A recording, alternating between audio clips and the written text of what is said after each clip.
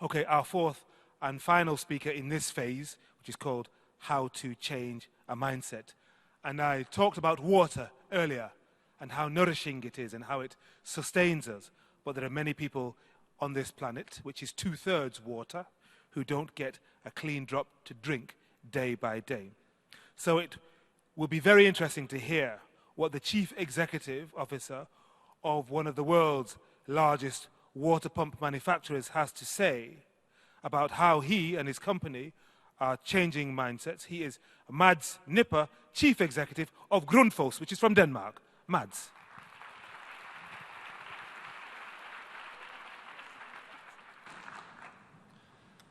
Well, thank you very much for having me. It's a great pleasure and privilege to be here. I represent, as Henry said, I represent an SDG 6 and 13 company who also happens to be not one of, but the biggest water pump maker in the world. And I deliberately say in that order of magnitude because if we define ourselves as a company who is a pump maker, then what we will become is a pump maker.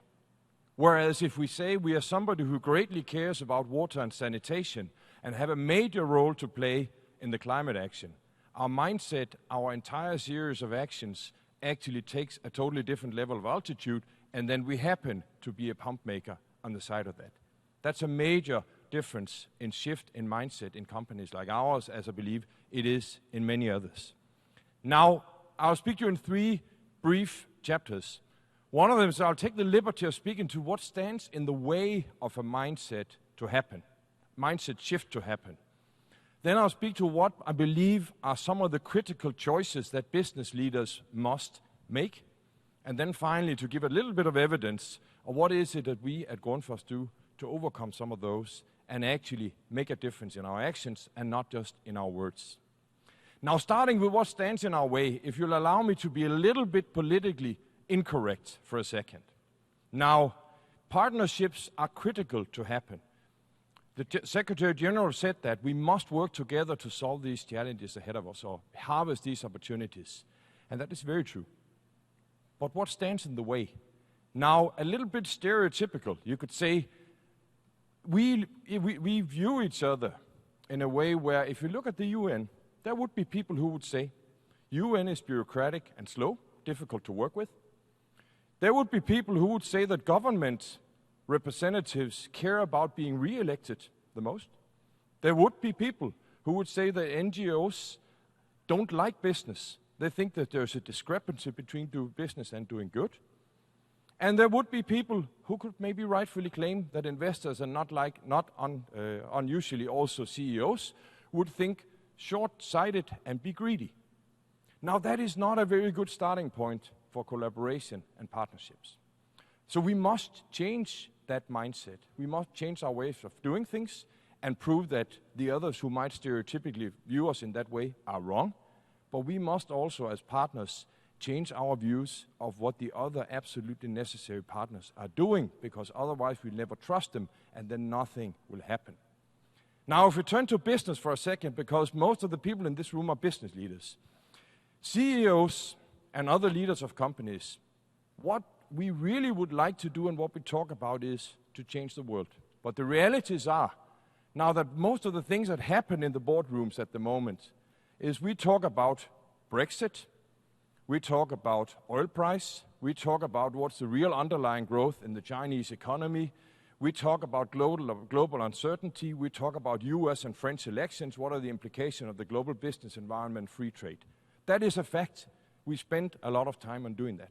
At the same time, if there's one thing CEOs don't like, it is risk. We love business plans with a tangible outcome. We don't like risk a lot.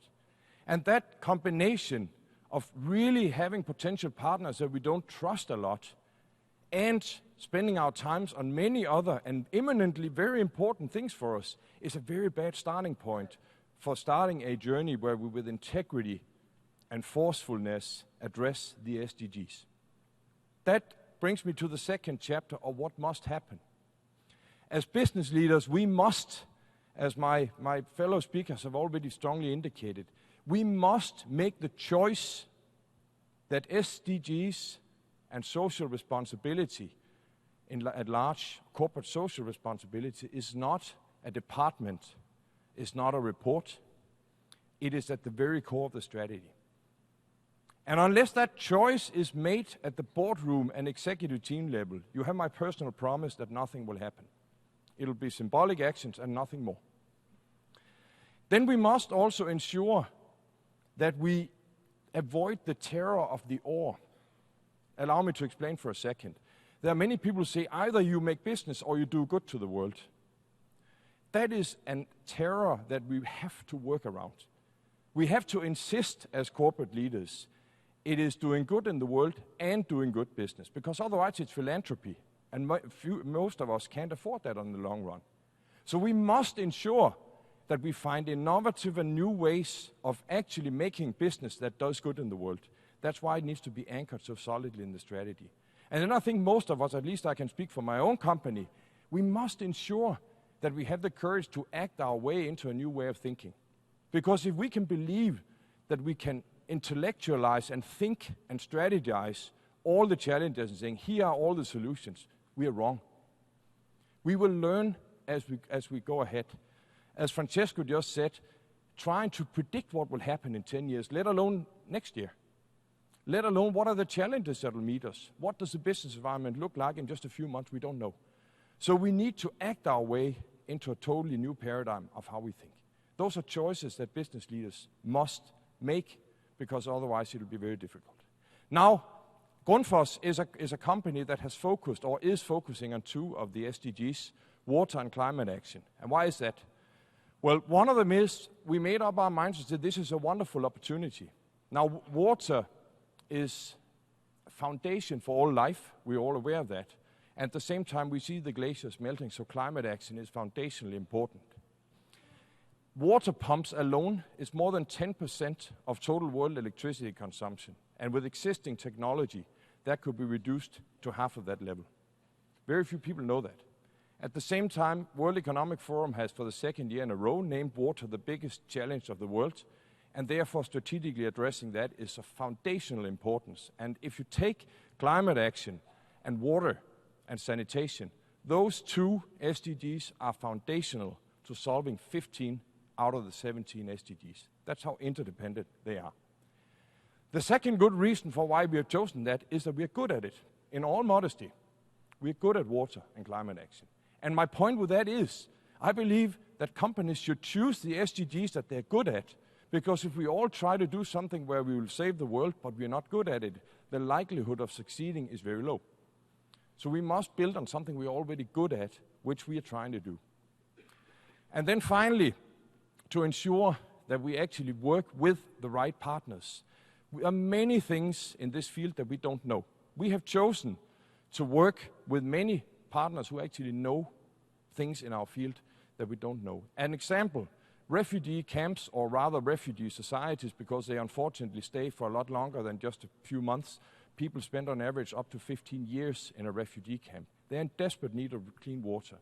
We want to make that difference, but we don't know what happens in refugee camps. But NGOs who work with refugees do. So we partnered with the Danish Refugee Council and made something which we call the Humanitarian Business Lab. And those words are carefully chosen, because humanitarian indicates this should make a difference for people, a real difference. Business indicates that it is something where we want to make an honest buck, and therefore to make it sustainable, both for our company but for people who work with that. And finally, lab indicates we're experimenting. Neither the Danish Refugee Council nor Grundfos have the solutions, so we're experimenting our way, or in other words, acting our way into a new way of thinking. And finally, final example, we are working with Niobe Water in Kenya, where we thought we were going to sell pumps to them, but what we found out was the challenge was not really to distribute the water more efficiently. It was that there was a very corrupt and inefficient distribution system for water. And that meant we innovated as a result of that partnership. We innovated, call it an ATM for water, with a clean and corruption-free distribution of water, so that it actually got to the people at the right price, instead of just innovating a new pump. So it brought inspiration to us from being more open to partnerships that we have worked with. So that's a little bit of example of what we have tried to do.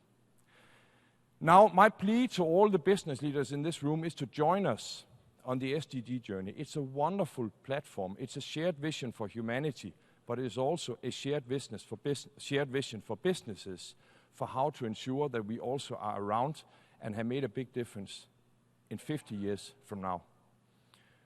Dear friend of mine once said, if you think about what you want to leave behind, think about what should people say at your retirement speech or even your funeral speech. And if people told about me that I made money for already rich people, and that was all I did, it would have been a sad and a poor life. But if they said to us at our funeral speech, he or she was part of making a fundamental difference to the entire planet and to people in the world, that is something which is foundationally important to make up the mind. Do we want to make a difference, or do we only want to run a business? Thank you.